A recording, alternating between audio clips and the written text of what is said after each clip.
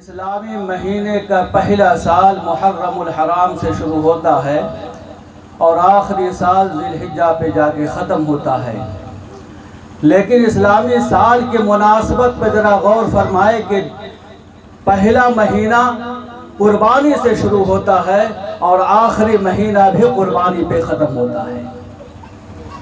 پہلے مہینہ محرم الحرام کی 10ویں تاریخ کو حضرت امام حسین رضی اللہ عنہ کا دردناک واقعہ کربلا پیش آتا ہے اور اپنی جان کی بازی لگا دیتے ہیں دین اسلام کی خاطر اور راہ خدا میں قربان ہو جاتے ہیں، اپنی جان کو اللہ کے راستے میں نثار کر دیتے ہیں، اللہ کے راستے میں اپنی جان کی قربانی پیش کر دیتے ہیں۔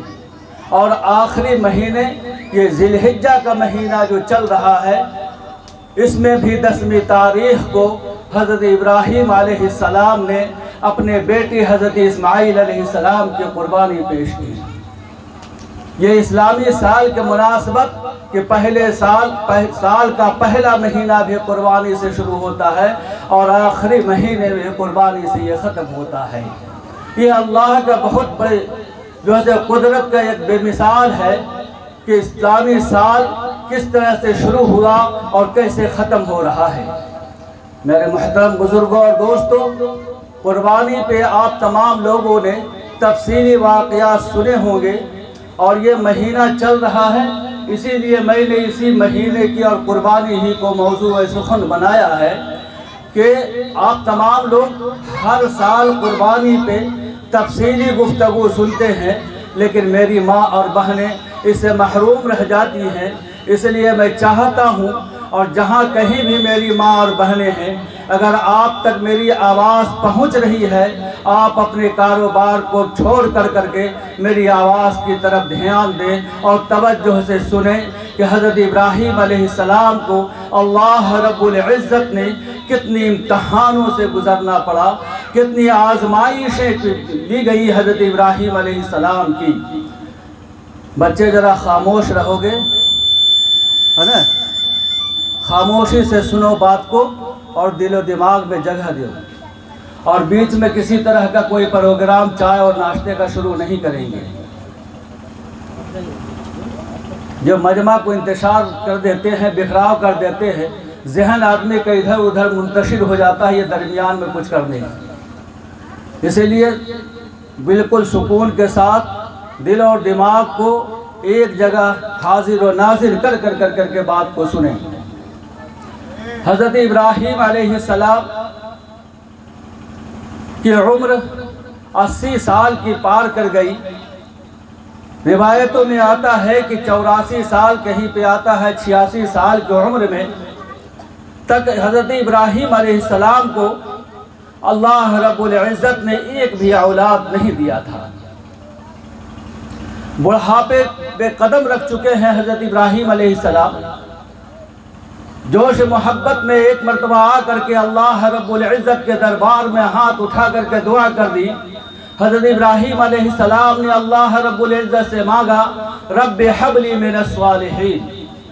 فوراً اللہ رب العزت کی بارگاہ سے آواز آئی، وبشرناہ بغلام حلیم۔ حضرت ابراہیم علیہ السلام نے مانگا کیا تھا؟ ایک صالح بیٹا، ایک نیکوکار بیٹا، لیکن اللہ رب العزت نے خوشخبری دی حلیم اور بردبار بیٹے کی کہ یہ ایسا لڑکا میں آپ کو عطا کرنے جا رہا ہوں جو ایک صالح اور نیک ہونے کے ساتھ ساتھ حلیم بھی ہوگا، وہ بردبار بھی ہوگا۔ میرے محترم بزرگوں اور دوستو، 86 سال کی عمر میں حضرت ابراہیم علیہ السلام نے اللہ رب العزت نے ابراہیم علیہ السلام کو حضرت اسماعیل علیہ السلام کی شکل میں ایک نونہال بیٹا عطا فرمایا، ایک فرزند عطا فرمایا، اور ساتھ ہی ساتھ امتحان کا پرچہ بھی تھما دیا کہ لو، یہ امتحان کا پرچہ ہے، اسے تم حل کرو۔ حضرت ابراہیم علیہ السلام کو اللہ رب العزت کی طرف سے آزمائش آ گئی اور حکم ہو گیا کہ اپنے بیٹی اسماعیل اور اپنی بیوی حضرت حاضرہ علیہ السلام کو ایک ایسی جگہ جا کر کے چھوڑ آؤ جہاں نہ آب ہو، نہ ہوا ہو، نہ پانی ہو، نہ دانہ ہو، ایسے بیابان چٹیل میدان میں جا کر کے چھوڑ آؤ۔ اللہ کا حکم تھا۔ حضرت ابراہیم علیہ السلام اللہ کے نبی تھے۔ اللہ کے حکم کو بجا لانے کے لیے ماں اور بیٹے کو لیے اور ایک تھیلی کھجور، ایک مشکیزہ پانی ساتھ میں لیا اور گھر سے نکل جاتے ہیں۔ مسلسل در پدر چلتے چلتے چلتے ایک ایسی بے آب و گیاہ میدان میں پہنچتے ہیں جہاں نہ پانی ہے، نہ دانہ ہے، نہ چرند ہے، نہ پرند ہے، نہ ایک بھی آدمی کا نام و نشان ہے، کچھ بھی آبادی نہیں، بالکل بے آب و گیاہ میدان، چٹیل میدان میں جا کر کے حضرت ابراہیم علیہ السلام نے اپنے شیرخوار بیٹے، اپنے دودھ بیٹے پیتے ہوئے بیٹے حضرت اسماعیل علیہ السلام اور اپنی بیوی حضرت حاضرہ علیہ السلام کو اس بے آب و گیاہ میدان میں چھوڑ کر کے جب چلنے لگتے ہیں، حضرت حاضرہ علیہ السلام پیچھے سے آواز لگاتی ہیں کہ اے میرے سرتاج، آپ مجھے چھوڑ کر کے کہاں جا رہے ہیں؟ حضرت ابراہیم علیہ السلام نے کچھ بھی جواب نہ دیا، آگے بڑھتے رہے۔ حضرت حاضرہ علیہ السلام پیچھے سے دوڑ کر کے جاتی ہیں، ہاتھ پکڑ کر کے پوچھتی ہیں میرے شوہر آپ کہاں جا رہے ہیں؟ اس بے آب و گیاہ میدان میں مجھ ماں بیٹے کو چھوڑ کر کے کہاں جا رہے ہیں؟ آخر بتائیے تو صحیح۔ حضرت ابراہیم علیہ السلام نے ہاتھ چھڑا کر کے آگے بڑھنا شروع کیا۔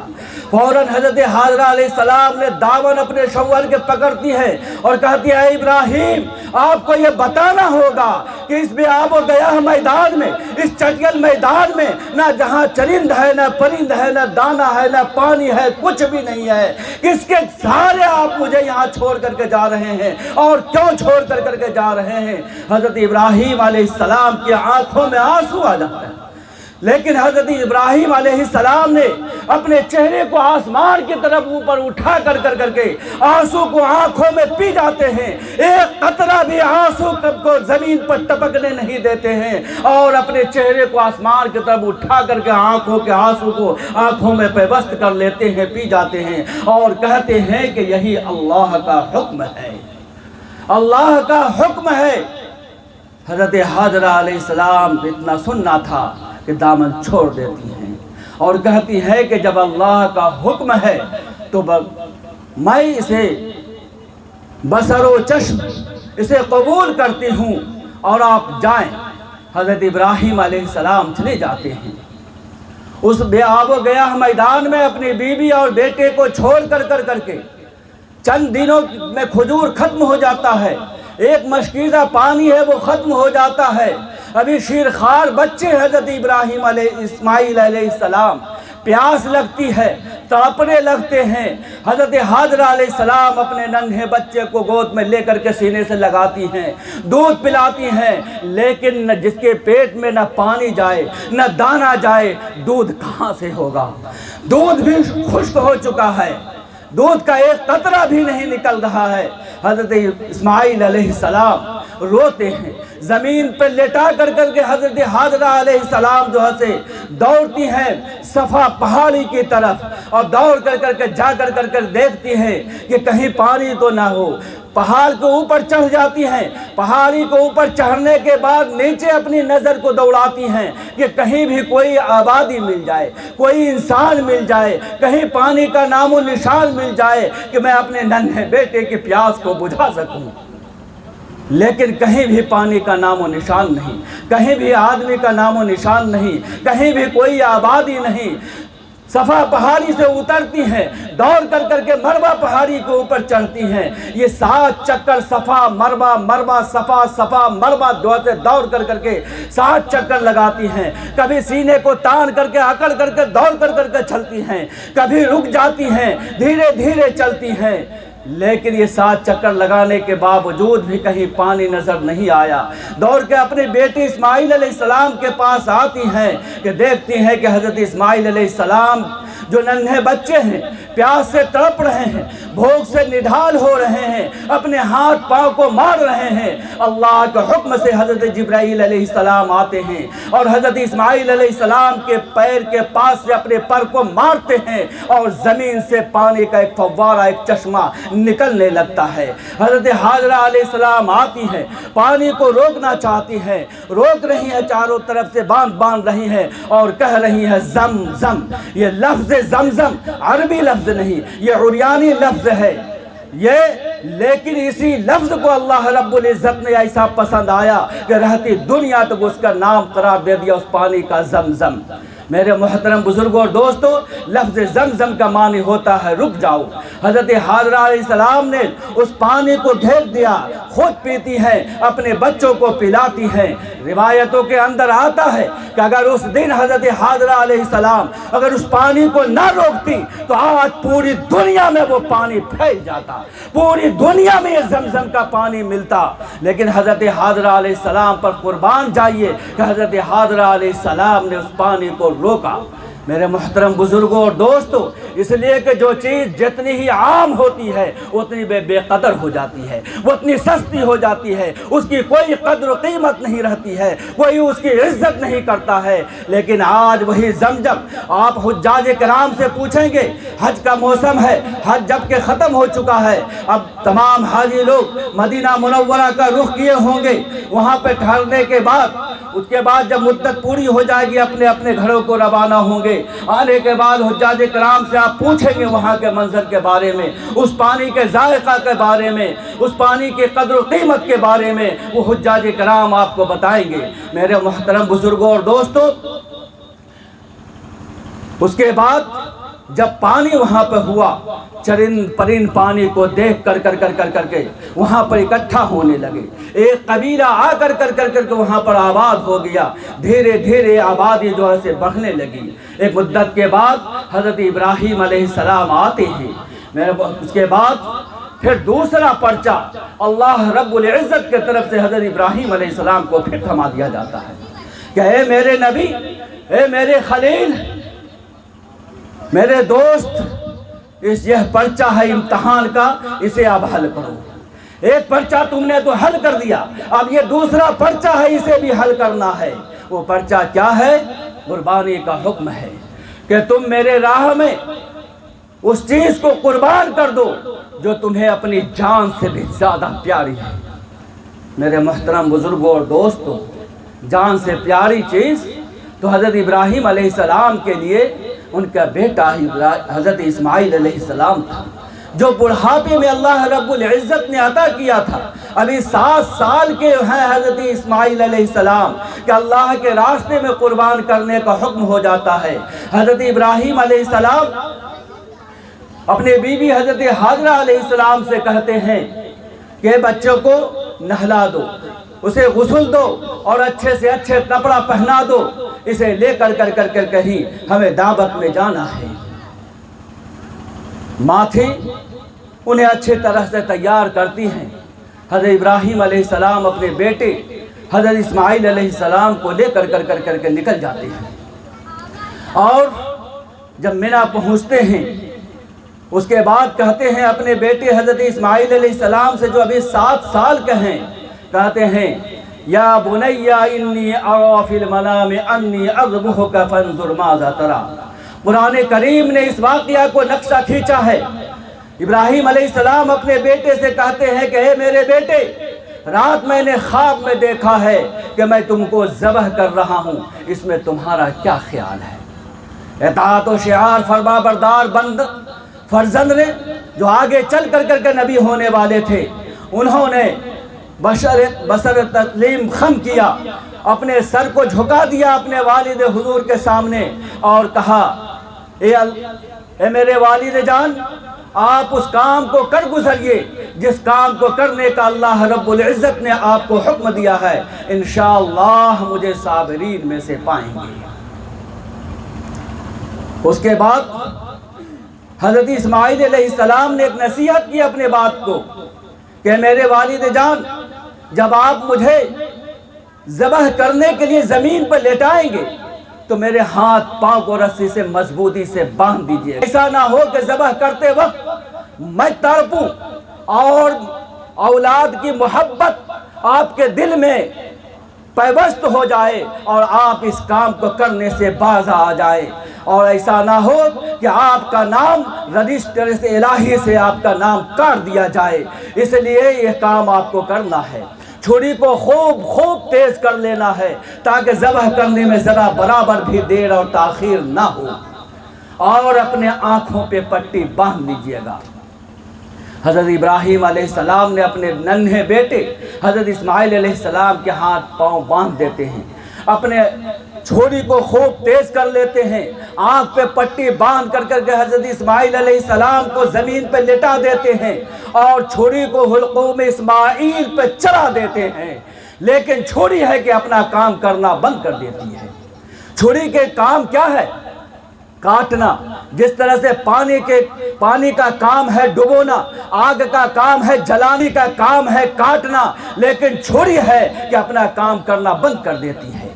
حضرت ابراہیم علیہ السلام بار بار چھری کو تیز کرتے ہیں، پتھر پہ رگڑتے ہیں اور حلقوم اسماعیل پر رگڑتے ہیں، لیکن چھری کام نہیں کرتی ہے۔ چھری کو اٹھا کر کے پٹخ دیتے ہیں زمین پر حضرت ابراہیم علیہ السلام اور کہتے ہیں چھری کیا ہو گیا ہے تجھے، تو ایسا اپنا کام کیوں نہیں کر رہی ہے؟ اللہ رب العزت نے اس چھری کو قوت گویائی عطا کر دیتے ہیں، بولنے کی صلاحیت دے دیتے ہیں۔ وہ بے جان چھری کہتی ہے اے ابراہیم، جس خدا نے آپ کو حکم دیا ہے اپنے بیٹے اسماعیل کو اپنے راہ میں قربان کرنے کے لیے، اسی خدا نے مجھے حکم دیا ہے کہ میں اپنا کام نہ کروں۔ میرے محترم بزرگوں اور دوستوں، چھری نے کہا کہ جب آپ اللہ کے حکم سے اپنے منہ کو نہیں پھیر سکتے ہیں تو میں کس طرح سے اپنے اللہ کے حکم کو اپنے جو سے ٹھکرا دوں۔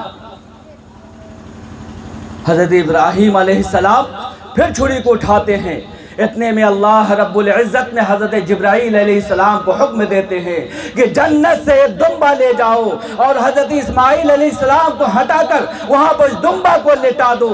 حضرت جبرائیل علیہ السلام جنت سے ایک دمبا لے کر کے آتے ہیں، حضرت اسماعیل علیہ السلام کو زمین پر سے آہستہ سے وہاں پر سے ہٹا دیتے ہیں، وہاں پر لٹا دیتے ہیں دمبا کو۔ حضرت ابراہیم علیہ السلام جب چھری کو چلاتے ہیں، اس ٹائم کا نقشہ حفیظ جالندری نے اس طرح سے کھینچا ہے، عجیب و غریب نقشہ ہے کہ زمین سہمی پڑی تھی آسمان ساکن تھا بیچارہ، زمین سہمی پڑی تھی آسمان ساکن تھا بیچارہ، نہ اس سے پیشتر دیکھا تھا یہ حیرت کا نظارہ۔ پدر تھا مطمئن، پدر مانے باپ، پدر تھا مطمئن بیٹے کے چہرے پر بحالی تھی، پدر تھا مطمئن بیٹے کے چہرے پر بحالی تھی، چھری حلقوم اسماعیل پر چلنے کی والی تھی۔ یہ عجیب و غریب ماحول تھا، دنیا دنگ رہ گئی تھی۔ اس وقت کا ماحول ایسا تھا کہ پوری دنیا اپنی جگہ پر ساکت ہو گئی تھی، ٹھہر گئی تھی، پوری دنیا کا نظام کام کرنا بند کر دیا تھا۔ یہ حرکت دیکھ رہے تھے حضرت ابراہیم علیہ السلام کی۔ حضرت ابراہیم علیہ السلام جب چھری کو چلاتے ہیں اور گرم خون جب ان کے ہاتھ میں لگتا ہے، ابراہیم علیہ السلام اطمینان ہو جاتے ہیں کہ میں نے اپنے کام کو انجام دے دیا۔ جب آنکھوں پر سے پٹی کھولتے ہیں تو دیکھتے ہیں کہ میرا بیٹا اسماعیل ایک درخت کے نیچے ہیں، مسکرا رہے ہیں اور اس کے جگہ پر ایک دمبا ذبح کیا ہوا ہے۔ رہتی دنیا تک اللہ رب العزت نے حضرت ابراہیم علیہ السلام کا یہ عمل ایسا پسند آیا کہ رہتی دنیا تک اس کام کو کرنا واجب قرار دیا گیا صاحب نصاب کے لیے۔ جتنے بھی انبیاء کرام آئے انہوں نے قربانی کی۔ خود ہمارے آقا نامدار مدینے کے تاجدار احمد مصطفیٰ محمد مصطفیٰ صلی اللہ علیہ وسلم 10 سال مدینہ طیبہ میں باحیات رہے اور ہر سال کرتے رہے۔ حضرات گرامی، صحابہ کرام نے پوچھا یا رسول اللہ صلی اللہ علیہ وسلم یہ قربانی کیا ہے؟ یہ قربانی کیا ہے؟ نبی پاک صلی اللہ علیہ وسلم نے فرمایا تمہارے باپ حضرت ابراہیم علیہ السلام کی سنت ہے۔ پھر صحابہ کرام نے سوال کیا کہ یا رسول اللہ صلی اللہ علیہ وسلم اس سے ہمیں کیا ملے گا؟ یہ قربانی کرنے سے ہمیں کیا ملے گا؟ آپ صلی اللہ علیہ وسلم نے فرمایا ہر بال کے بدلے میں ایک نیکی۔ قربانی کرتے وقت جو جانور ہم راہ خدا میں قربان کرتے ہیں، قربانی کرتے وقت جتنے بال اس جانور کے جسم پر ہوتا ہے اتنا نیکیاں ملتی ہیں۔ یہ قربانی کا صلہ ہے، قربانی کرنے کا بدلہ ہے، اس کا عوض ہے۔ میرے محترم بزرگوں اور دوستوں، حضرت ابراہیم علیہ السلام جب یہ اپنے امتحان میں کامیاب ہو جاتے ہیں، اللہ رب العزت کی طرف سے آواز آتی ہے کہ ہم محسنین کو ایسا ہی بدلہ دیا کرتے ہیں۔ حضرات گرامی، بڑی لمبی چوڑی واقعات ہیں، بہت سارے علماء کرام تشریف فرما ہیں، شعراء کرام بھی ہیں، ہر ایک کے جو حسم سے ابھی آپ کو شاعر اسلام کی نعت بھی سننا ہے اور باہر سے تشریف لائے ہوئے علماء کرام کی تقریری بھی سننی ہے۔ ہماری باتیں تو آپ تمام لوگ بارہا سنتے رہتے ہیں۔ میں مقامی حضرات سے یہی عرض کرنا چاہتا ہوں کہ آپ تمام لوگ جو یہ محنت کیے ہیں، اللہ رب العزت آپ کی اس محنت کو قبول فرمائے، آمین ثم آمین۔ حضرات گرامی، آپ خوب جلسہ کریں، سال میں 2-4 مرتبہ کریں، نیکی کا کام ہے، بہت اچھا ہے، لیکن صرف جلسہ کرنے سے کام چلنے والا نہیں ہے۔ کوئی پروگرام محفل دین کے محفل انعقاد کرنے سے صرف کام نہیں چل سکے گا، بلکہ اس پر عمل کرنا پڑے گا۔ آپ نے ہزاروں روپے جو ہے خرچ کر دیے، لیکن اگر اس پر عمل نہ کیا جائے تو یہ رائے گاں اور بیکار چلا جائے گا۔ سمجھو کا کہنے کا مطلب یہی ہے کہ جو دین اسلام ہمارا کہہ رہا ہے، جو ہماری شریعت کہہ رہی ہے، جو آقا نامدار احمد مصطفیٰ محمد مصطفیٰ صلی اللہ علیہ وسلم جس شریعت کو لے کر کے آئے ہیں، اس پر ہمیں عمل اس پر ہمیں چلنا پڑے گا، تبھی جا کر کے ہم دین و دنیا دونوں جگہ کامیاب ہوں گے، دونوں جگہ بامراد ہوں گے، ہر جگہ خوشروئی ہوں گے۔ آج جو ہم ذلیل و خوار ہو رہے ہیں، ہر حقیر کے نظروں سے دیکھے جا رہے ہیں، نیچ نظروں سے مسلمانوں کو دیکھا جا رہا ہے، ہر جگہ جو ہے کھلے عام مسلمانوں کے بے عزتی کی جا رہی ہے، زور و زبردستی گھروں میں گھس کر کے اسے عزتوں کے ساتھ کھیلا جا رہا ہے، گوکشی کے نام پر جو ہے اس کا مرڈر کیا جا رہا ہے، ہتیا کیا جا رہا ہے۔ اس میں کسی اور کا قصور نہیں، کسی اور کی غلطی نہیں، اس میں خود ہماری غلطی ہے، ہمارا ہی قصور ہے۔ اگر ہم دین سے دور جائیں گے تو ہمارے ساتھ یہی معاملہ ہوگا۔ اللہ رب العزت نے کہا ہے کہ اگر تم دین سے دور ہوگے تو تمہارے اوپر ہم ایک ظالم بادشاہ کو مقرر کر دیں گے، جو تمہیں دن بدن اور ہمیشہ جو سے تمہیں تباہ و برباد کرتا رہے گا، تمہیں ستاتا رہے گا، تمہیں تکلیف دیتا رہے گا۔ اور 9 سال سے ہم اس میں جھوج رہے ہیں، اسے برداشت کر رہے ہیں، اپنی عزت و آبرو کو جو ہے پائمال ہوتے ہوئے اپنی آنکھوں سے دیکھ رہے ہیں۔ اس کا نتیجہ اور صرف کوئی دوسرا نہیں، خود ہم ہیں کہ آج دین سے ہم کوسوں دور ہوتے چلے جا رہے ہیں۔ مسجد اتنی بڑی ہم نے عالی شان بنوا دی ہے، بنانے والوں نے بنا دیا، اکیلے جو ہے ایک مسلمات نے اتنی بڑی مسجد، اور آپ لوگوں کے تعاون سے اور وہ وسیع ہوا ہے، پتھر بھی لگ چکا ہے، مینار بھی بن گیا ہے، لائٹ سے جگمگا رہی ہے مسجد، لیکن افسوس در افسوس کہ مسجد کے پیٹ خالی ہے۔ بے شک مسجد کا پیٹ خالی ہے۔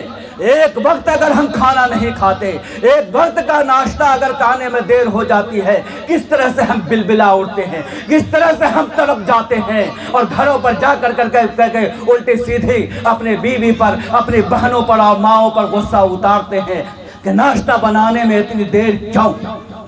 میرے محترم بزرگوں اور دوستوں، اگر مسجد کے پیٹ خالی ہوگا، اگر مسجد وہ کڑاہے گی، مسجد تڑپے گی، مسجد بددعا دے گی، تو جان لے ہم سب کا ٹھکانہ جہنم کے سوا اور کہیں نہیں ہو سکتا۔ اس لیے اگر ہم چاہتے ہیں کہ ہم اپنے جو ہے مقام کو جنت میں بنائیں، ہم جنت میں جانا چاہتے ہیں، اور ہر ایک مسلمانوں کے یہ خواہش، دینی خواہش ہوتی ہے، اس کی تمنا ہے، اس کی آرزو ہے کہ میں جنت میں جاؤں، تو جنت میں جانے کا ایک ہی کارن ہے کہ مسجد کو آباد کرنا پڑے گا، مسجد کے پیٹ کو بھرنا پڑے گا۔ اگر مسجد پیٹ نہیں بھرا تو جان لیجیے کہ اسی طرح سے ہم ذلیل و خوار ہوتے رہیں گے۔ ہم دوسروں کے نظروں میں گرے ہوئے رہیں گے، اور سب سے بڑھ کر کے مسلمانوں کی مالی حالت پورے ہندوستان کے اندر جو ہے سب سے زیادہ خراب ہے۔ سچر کمیٹی کی رپورٹ آپ اٹھا کر کے دیکھ لیجئے، سب سے زیادہ جو خستہ حالت میں ہے وہ مسلمان ہے۔ میرے محترم بزرگوں اور دوستوں، اس لیے میں آپ سے اور خاص کر کے نوجوانوں بھائیوں سے یہ عرض کرنا چاہتا ہوں، اس سے مؤدبانہ ہاتھ جوڑ کر کے میں گزارش کرنا چاہتا ہوں کہ آپ لوگ جو ہے سے مسجد کو آباد کیجئے، اس لیے کہ جوانی کی عبادت اللہ کو پسند ہے، بڑھاپے کی عبادت کو اللہ رب العزت پسند نہیں فرماتے، جوانی کی عبادت کو پسند فرماتے ہیں۔ اس کی وجہ کیا ہے؟ جوانی میں ہمارے ساتھ کاروبار ہے، جوانی میں ہم کاروبار سے منسلک رہتے ہیں، کام ہے ہمارے ساتھ، نفسان خواہشات ہے ہمارے پاس۔ اگر اس کے تمام کام کو کرتے ہوئے اپنے نفسان خواہشات کو دبا کر کچل کر اگر ہم اللہ کے گھر میں پہنچیں، اللہ کو یاد کریں، اللہ کی عبادت کریں، اللہ کو گھر کو کے پیٹ کو بھریں گے، یہی وجہ ہے کہ اللہ رب العزت جوان کی عبادت کو پسند فرماتے ہیں۔ اور دوسری وجہ کہ جوان جب نماز پڑھتا ہے پورے اطمینان کے ساتھ، پورے وقار کے ساتھ، پورے سکون کے ساتھ، بالکل اطمینان کے ساتھ وہ رکوع سر اور کمر کو برابر کر کے جاتا ہے، اپنے بل پہ جو ہے سے رکوع، اپنے بل پہ جو ہے سے سجدہ جاتا ہے، سجدے سے اپنے بل پر جو ہے سے کھڑا ہوتا ہے، زمین کا سہارا نہیں لینا پڑتا ہے، ڈائریکٹ ہاتھ رکھ کر کے سجدہ میں جانے کی ضرورت نہیں پڑتی ہے۔ لیکن جب لوگ بوڑھے ہو جاتے ہیں، ضعیف ہو جاتے ہیں، کمزور ہو جاتے ہیں، انہیں سہارا لینا پڑتا ہے، انہیں ٹیک لگانا پڑتا ہے۔ اور یہی وجہ ہے کہ جوانوں کی عبادت کو اللہ رب العزت نے سب سے زیادہ پسند فرمایا ہے۔ اس لیے آپ تمام لوگوں سے ایک بار پھر میری یہی گزارش ہوگی کہ آپ لوگ راہ راست پر آ جائیں، اللہ اور اللہ کے رسول کے فرمان پر عمل کریں، قرآن و حدیث کے اوپر عمل کریں، اپنے مسجد کے گھر کو کیا پیٹ کو بھریں، اسے آباد کریں۔ انشاءاللہ پھر دیکھیں کہ آپ کے کاروبار میں جو ہے سے رات دگنی اور چار چوندی جو ہے سے ہو جائے گی، کاروبار آپ کا دن بدن ترقی کرتا چلا جائے گا، آپ کی زندگی میں جو ہے آپ کی صحت تندرست رہے گی۔ لوگ اپنے صحت کو درست کرنے کے لیے، صحیح سلامت کرنے کے لیے یوگا کرتے ہیں، کسرت کرتے ہیں، ورزش کرتے ہیں، اور نماز کے اندر وہ تمام چیزیں موجود ہیں۔ نماز میں تمام ورزشیں، یوگا، کسرت سب موجود ہیں۔ دور مسجد ہے، 5 وقت چلا کر کے آئے جائیں گے۔ آپ کا جو ہے سے یہ چہل قدمی بھی ہوا، جو صبح کے وقت بولتے ہیں کہ لوگ اٹھ کر کے چلا کرو، اتنا دور مسجد جانے آنے میں بھی جو ہے سے ہمارے لیے فائدہ ہے، رکوع سجود کرنے میں ہمارے لیے فائدہ ہے، اور ہماری صحت بھی اچھی رہے گی۔ ایک دن تو صبح میں اٹھ کر کے دیکھیے، مسجد جا کر دیکھیے، آپ کا سارا دن حساس و بساس گزرے گا۔